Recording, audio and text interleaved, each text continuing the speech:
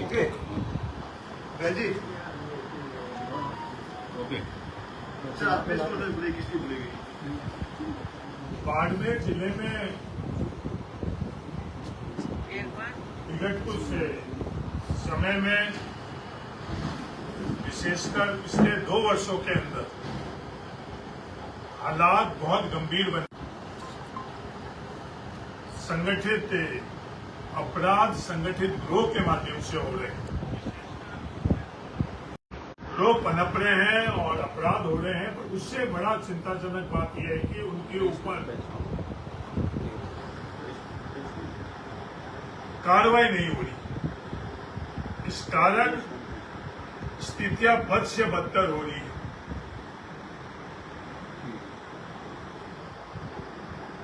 मैं आप प्रेस के मित्रों के माध्यम से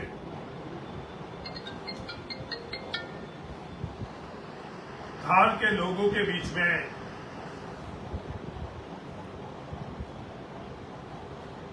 जो हो रहा है वो सच्चाई जानकर और निर्णय लेना कौन सही और कौन गलत।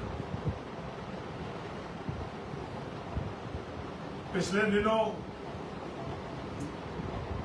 उन्हीं लोगों ने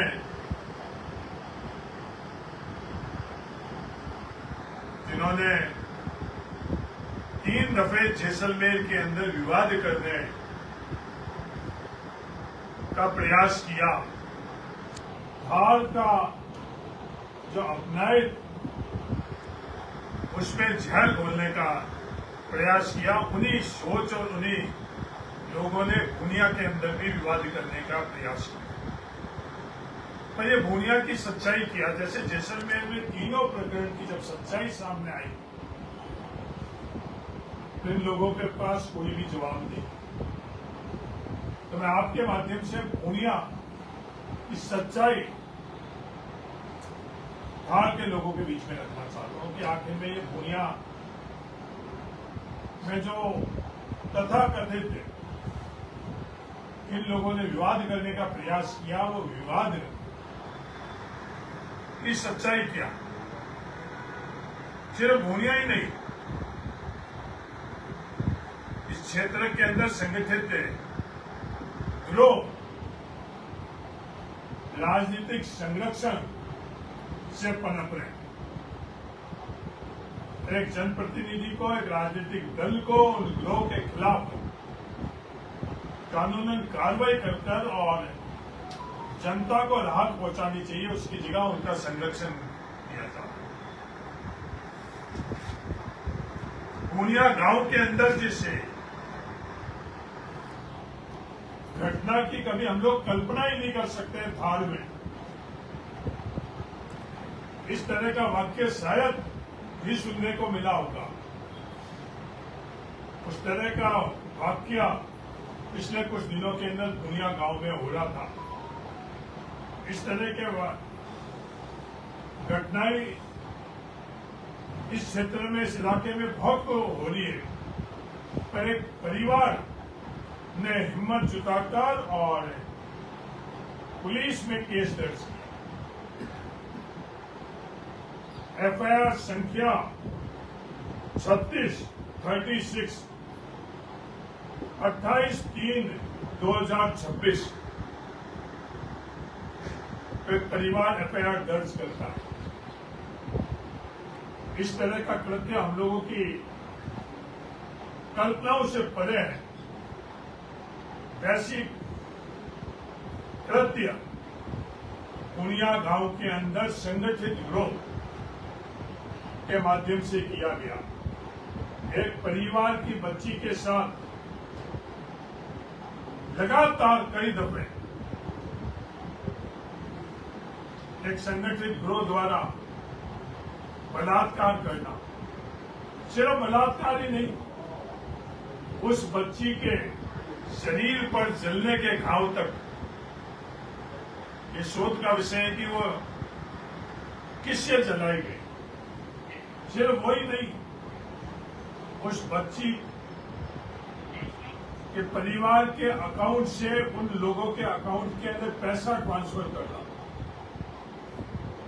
लगातार उस बच्ची को नशे में और बच्ची के परिवार नशे में धकेलकर इस तरह का कृत्य करवाना। बच्ची ने व उनके परिवार ने हिम्मत दिखाकर ये केस दर्ज किया। पहले हम लोगों के लिए शर्म की बात है कि उन लोगों के खिलाफ कार्रवाई नहीं हुई।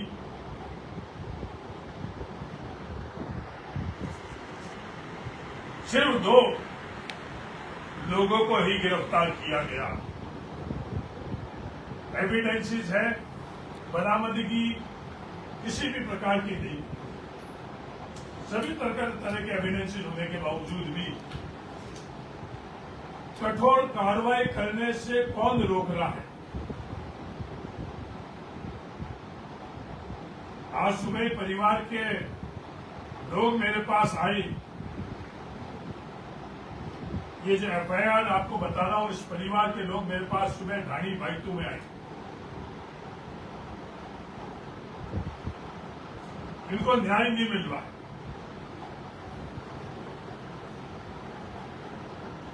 पूर्णिया केस, और यही लोग इस एफआईआर के अंदर जो मुलजिम है,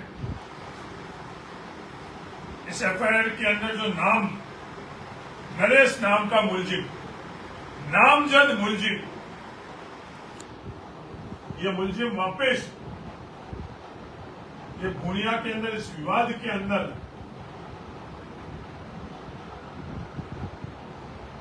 पीढ़ियों से जो परिवार पूर्णिया गांव में रह रहे हैं,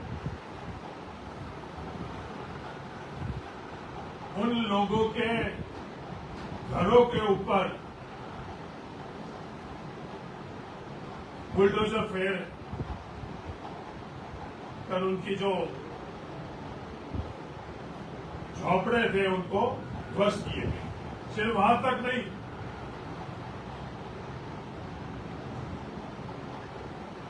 मस्जिद की दीवार भी तोड़ी गई, दरवाजा भी तोड़ा गया। पर इसके पीछे इन लोगों की मंशा क्या है? ये लोग कौन है? इनकी पृष्ठभूमि क्या है? ये लगातार उस इलाके के अंदर क्या गतिविधियां कर रहे हैं? अगर कोई गलत गतिविधियां कर रहे हैं और इस तरह का कृत्य कर रहे हैं, तो इनके खिलाफ कार्रवाई होनी चाहिए या नहीं होनी चाहिए? थार के लोगों, मैं आपके सामने ये सवाल रखता। इनके खिलाफ कार्रवाई नहीं होने के कारण आज वही लोग जो 3 दफे जैसलमेर के अंदर विवाद कर रहे हैं, वो 4थी दफे पूर्णिया में जाकर और कल पीढ़ियों से साथ में रहने वाले लोगों के बीच में जहर जो आरोप लगा रहे हैं कि रामनवमी के दिन आयोजन हुआ, वो किसी गांव के व्यक्ति को जाकर निष्पक्ष तौर पर कोई पता कर ले कि इस तरह का कोई घटनाक्रम हुआ या नहीं हुआ। मेरे पास गांव में हर विचारधारा के लोग, सिर्फ कांग्रेस की विचारधारा नहीं, भारतीय जनता पार्टी से पारंपरिक जुड़े हुए लोग व जनप्रतिनिधियों ने मेरे को फोन करता था। इस तरह का कोई भी हमारे गांव के अंदर नहीं हुआ। जो हालात बनाए हुए हैं वो हालात बहुत चिंताजनक है। ये जो नरेश, यही नरेश मुलजिम के तौर के ऊपर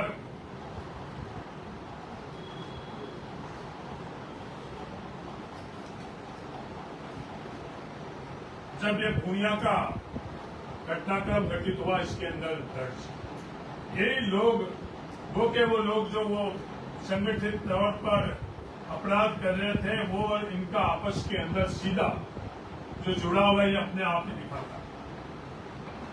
बाकी कौन लोग हैं, ये शोध का विषय, निष्पक्ष तौर पर तफ्तीश हुई और एक भय का वातावरण उस इलाके के अंदर पैदा करने की कोशिश की जा रही है। वो किसी भी सूरत में हम लोग होने नहीं देंगे। पीढ़ियों से धार की अपनायत है, उसकी रक्षा करने के लिए हमें जो कुछ भी करना पड़ेगा हम लोग करेंगे, और धार के लोग भी कर रहे हैं। इस संबंध में किसी पुलिस अधिकारियों से या फिर प्रशासन से बात हुई आपको? मेरे दोनों घटनाओं के संदर्भ में, जो पहले की घटना थी उस घटना के संदर्भ में भी उच्च अधिकारियों से बात हुई एसपी लेवल और उसके ऊपर अब उन लोगों के ट्रांसफर हो गई है।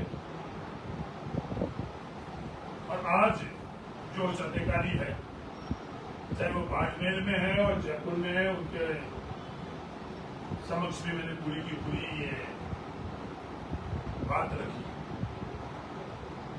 सिर्फ विवाद और विरोध करने के लिए इन लोगों को संरक्षण देने की मंशा से ये विवाद करना ये थाल को मंजूर नहीं। और मेरा आरोप नहीं है, कोई नहीं जाकर निष्पक्ष तौर के ऊपर इसकी जांच करे। मैं आप प्रेस के मित्रों को कहना चाहता हूं, आप जाकर निष्पक्ष तौर के ऊपर में इस पूरी घटनाक्रम और इनकी पृष्ठभूमि क्या है, क्या ये लोग अपराधी है, संगठित तौर के ऊपर गिरोह, क्या इनके ऊपर किसी का संरक्षण है या नहीं है। और एक गरीब परिवार हम लोगों के यहाँ के साधारण परिवार जो ढाणियों में रह रहे हैं, उन परिवारों के साथ अगर इस तरह की चीज होगी तो हमारा भविष्य क्या रहेगा। ये बहुत गंभीर विषय है और किसी भी सूरत के अंदर हम इसको नजरअंदाज नहीं कर सकते और किसी को भी इसकी इजाजत नहीं दे सकते कि इस तरह के कृत्य करने की किसी की भी हिम्मत हुई और कोई भी इसका संरक्षण कर रहा है तो ये मंजूर नहीं। ये एफआईआर आप लोग पढ़ लो, 164 के बयान और जिस तरह से बच्ची के साथ में लगातार एक दफे नहीं कई दफे आना और उन लोगों की पृष्ठभूमि अवैध कामों में वो लिप्त है या नहीं है।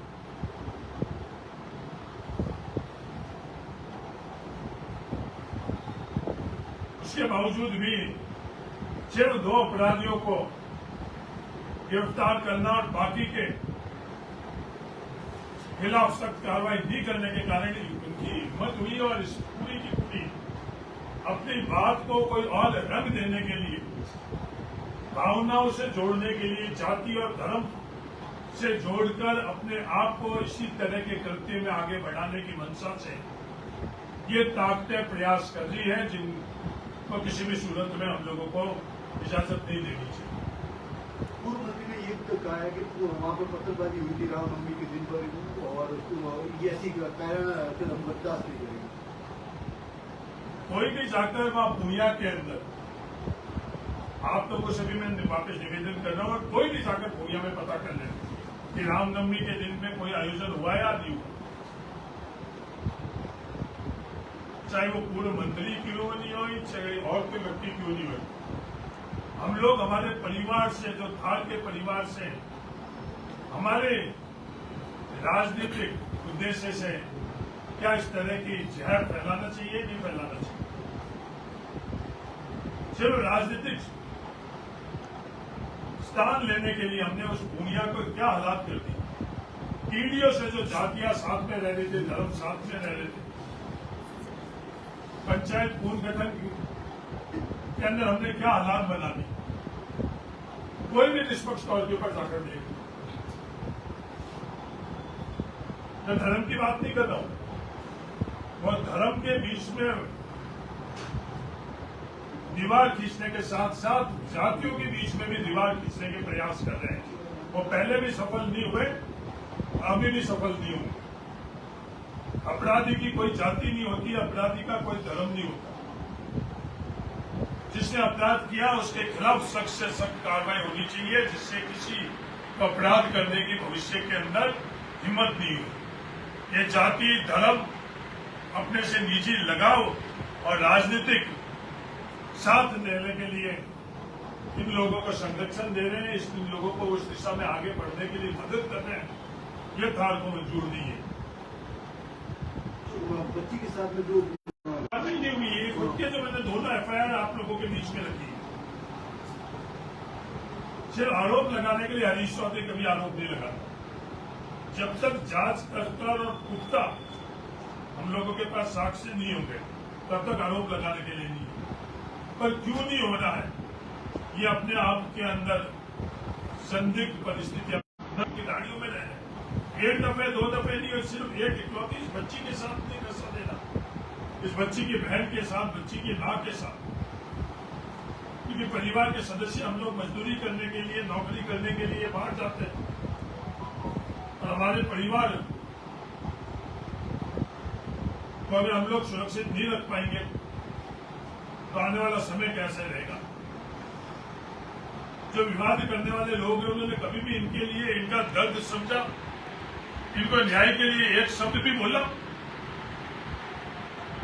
इनके लिए संघर्ष ठार सक्षम है। हार ने मुझे जनप्रतिनिधि के तौर के ऊपर भेजा, किसी भी के साथ भी किसी को अन्याय नहीं करने दिया जाए। अगर कोई कार्रवाई नहीं होती तो अगला क्या कदम रहेगा? ये कार्रवाई करवा कर रहेंगे। जो लोकतांत्रिक व्यवस्थाओं के अंदर हम लोगों के पास अधिकार है, वो तमाम अधिकारों का उपयोग करेंगे। और सीमा जो हम लोगों के, अरे सीमाओं को हम लोगों को सीमाओं को लादना पड़ेगा तो भी लादने देंगे। फिर इस थार की अपनाई तो थार का हर परिवार की इज्जत, आबरू, हर परिवार की सुरक्षा, सिर्फ एक जनप्रतिनिधि के नाते हरीश चौधरी की जिम्मेवारी नहीं है। ये जिम्मेवारी आप पत्रकार के नाते भी, आप भी इस थार परिवार के सदस्य को, सिर्फ आपकी नहीं है, थार परिवार के हर सदस्य की। ये सिर्फ शुरुआत, अगर अब हम लोग नहीं रोकेंगे और अब इन ताकतों को, जिनकी जड़ें पिछले 2 वर्षों में लग चुकी, इन जड़ों को हम लोग उखाड़ कर नहीं फेंकेंगे तो आने वाले समय में हम लोगों के लिए समय ठीक नहीं रहेगा। ये मैं बताना आपके माध्यम से चाहता हूँ।